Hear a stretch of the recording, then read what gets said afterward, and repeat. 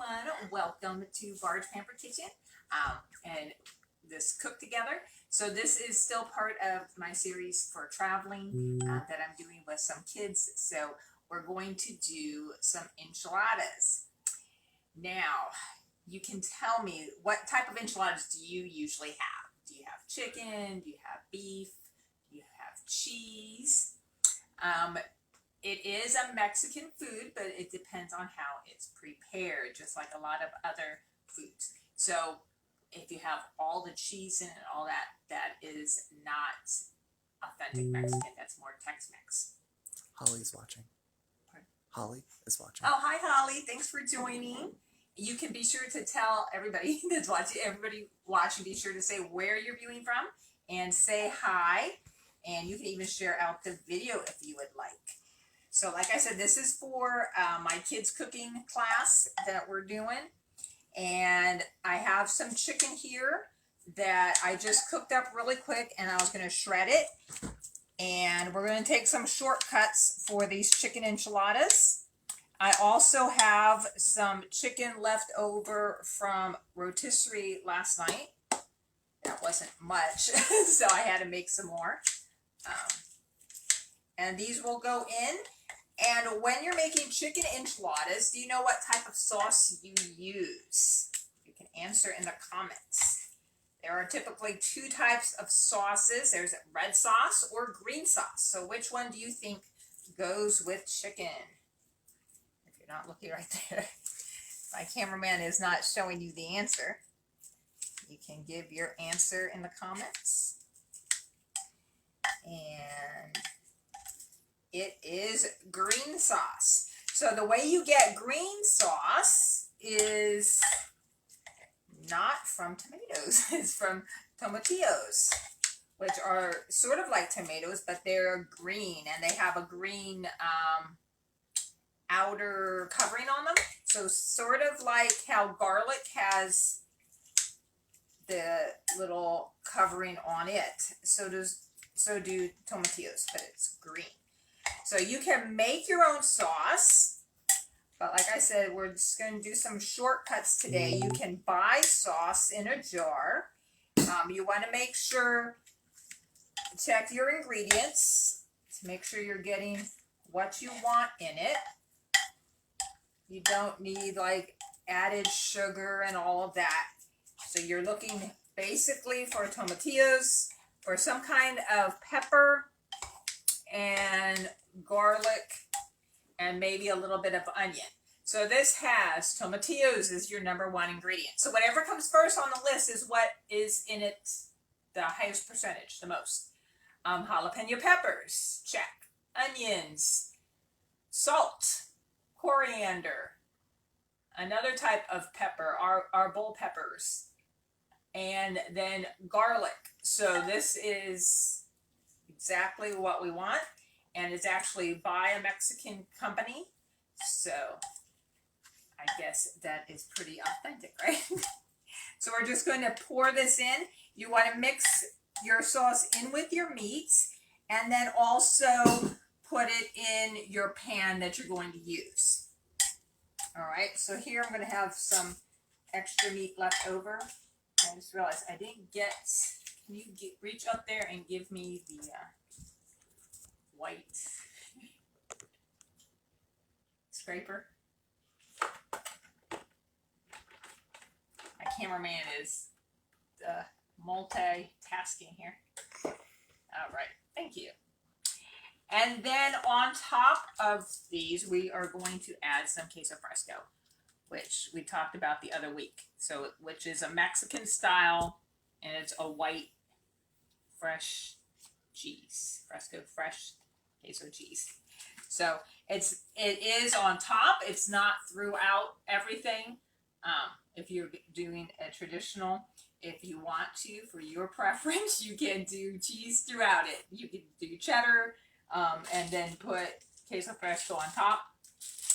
For our tortillas, we are using some corn. Corn would be your traditional tortilla for the flavor, and then a couple of flour ones.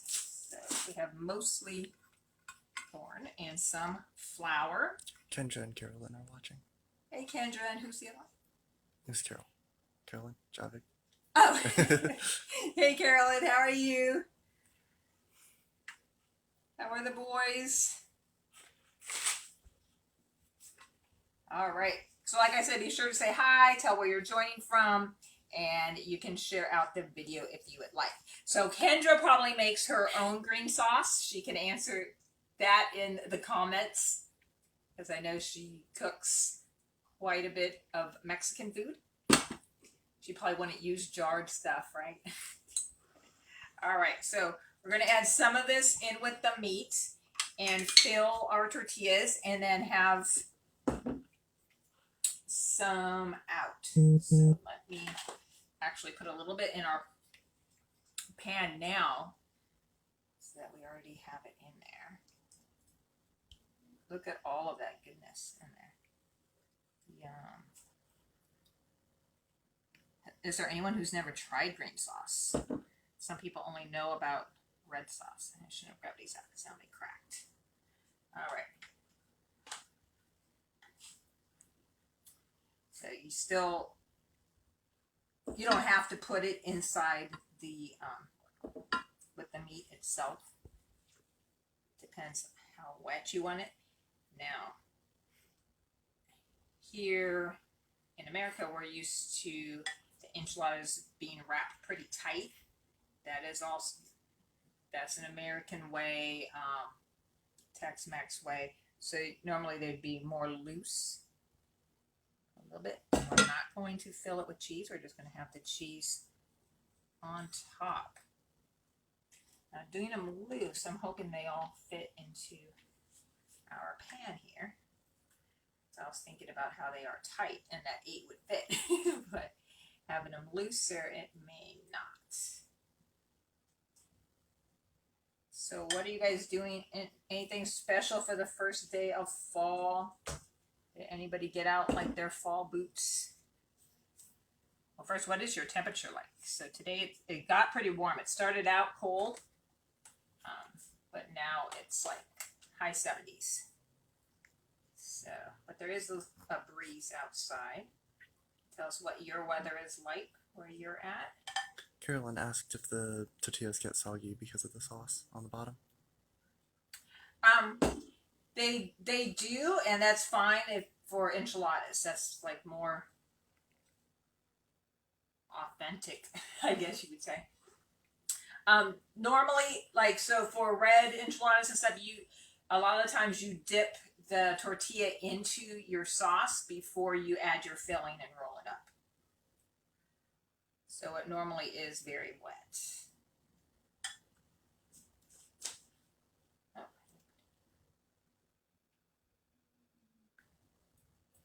So is there anyone who's never had green sauce? Nobody has said. No one answered.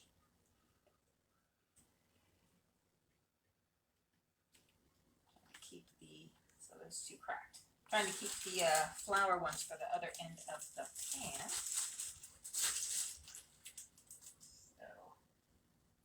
So the person who does not want corn won't have corn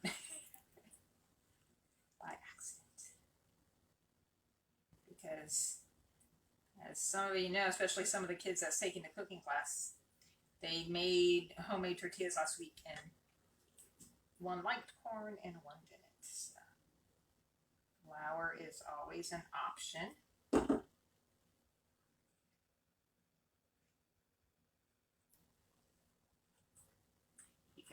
You can use homemade tortillas to make this too if you want.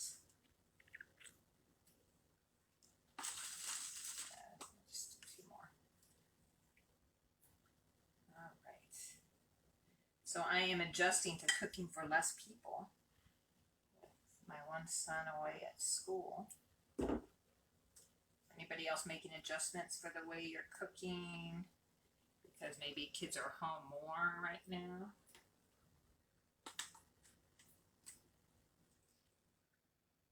You're having to come up maybe with different ideas of what to make for lunch or snack or all of those things. All right. So we'll put the cheese on top and more sauce, and we'll put it in the oven at the 350, which is your like go-to temperature.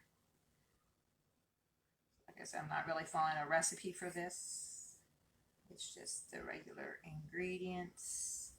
And then we're going to add the Queso Fresco, which is a crumbly cheese. It's very mild. It's not sharp like cheddar. I thought I opened it enough to get it out. So you just break it off and you can crumble it over top. You can buy it crumbled already, but I think you would get more crumbling it yourself. And then what would you serve with this? You could do a green salad. You could do black beans, Mexican Spanish rice, which is not the same as Puerto Rican rice, guys. Depending on where you live, you might automatically think Spanish rice and you're thinking Puerto Rican rice. It's completely different. All right, so like I said, this is going to go in for 350 for probably about 20 minutes. And that is our chicken enchiladas. All right, thanks for watching, and I hope you'll join us next time.